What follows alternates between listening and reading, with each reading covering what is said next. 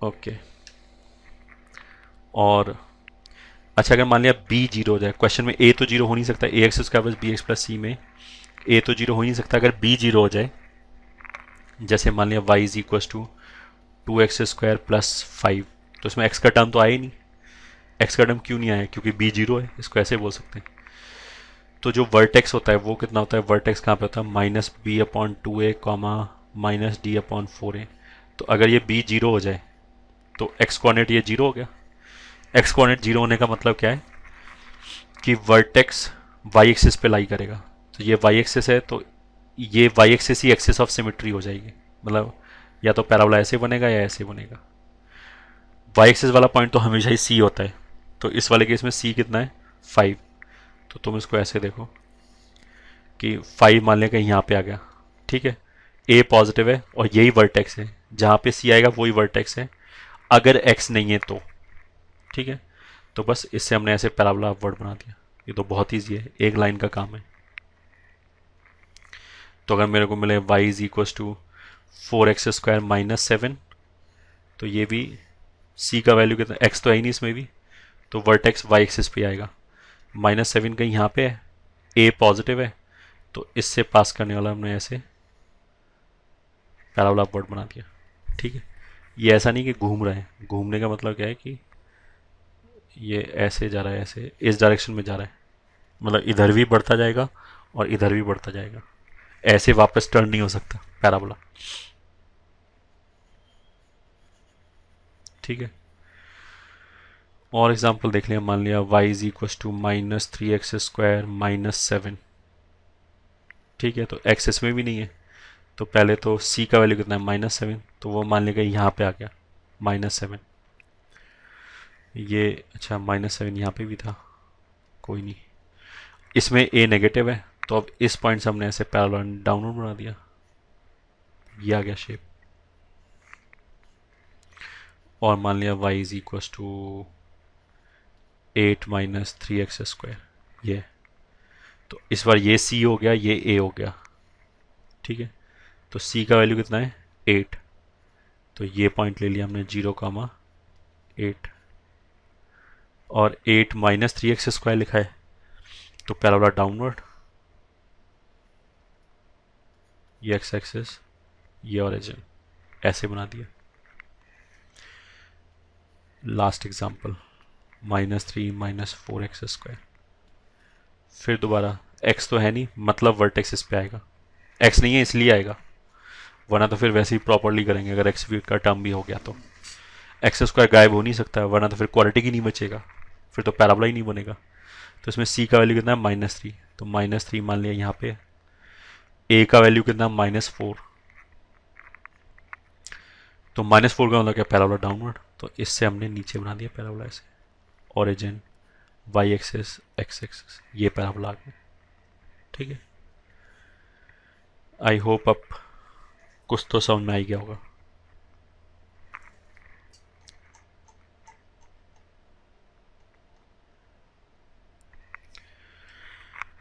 Okay, मान लिया एक और क्वेश्चन लिख लिया। मान लिया y is equal to ax² plus bx plus c का ग्राफ हमें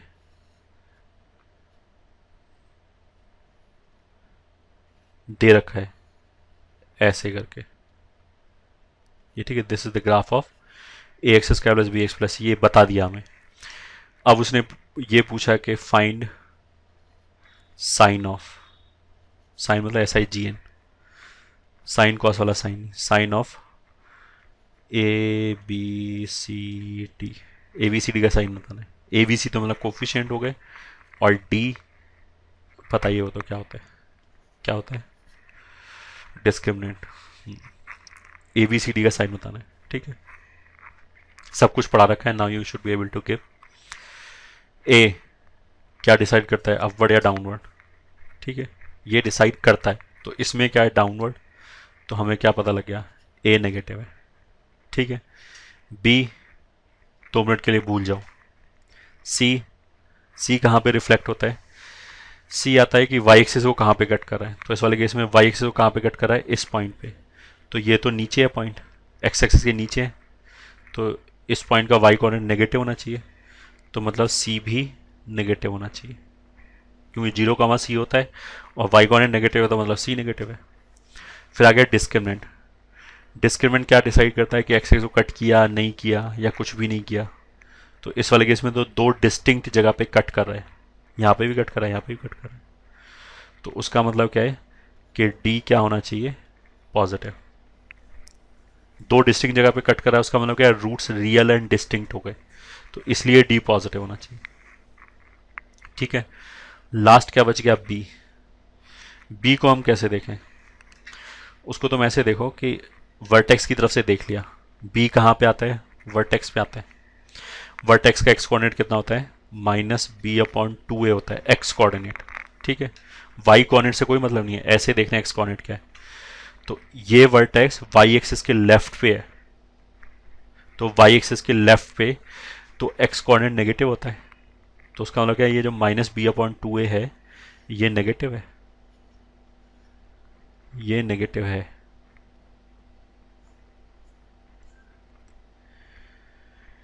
ये नेगेटिव है। ठीक है, तो अब यहां से बता सकते हैं क्योंकि ए का साइन तो मेरे को पता है नेगेटिव है, तो ये ए नेगेटिव, ये नेगेटिव, तो ये वाला पार्ट तो पॉजिटिव हो जाएगा, बचा बी, तो बी नेगेटिव होना चाहिए, तो बी नेगेटिव हो गया। बस ठीक है, पता लगा कैसे हो गया। जो वर्टेक्स है ये वर्टेक्स है, इसके लिए ये एक्स कोऑर्डिनेट होगा, तो ये लेफ्ट हैंड साइड पे है, तो ये पूरा एक्स कोऑर्डिनेट नेगेटिव होना चाहिए, मतलब -b/2a नेगेटिव होना चाहिए। तो माइनस है और ए है, ए भी नेगेटिव है, तो ये तो एक दूसरे को कैंसिल कर देगा, तो अगर इस पूरे को नेगेटिव होना है तो बी को नेगेटिव होना पड़ेगा, इसलिए बी नेगेटिव हो गया।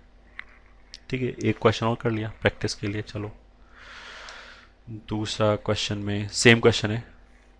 मान लिया हमें ग्राफ ऐसे दे दिया, X axis origin, Y axis.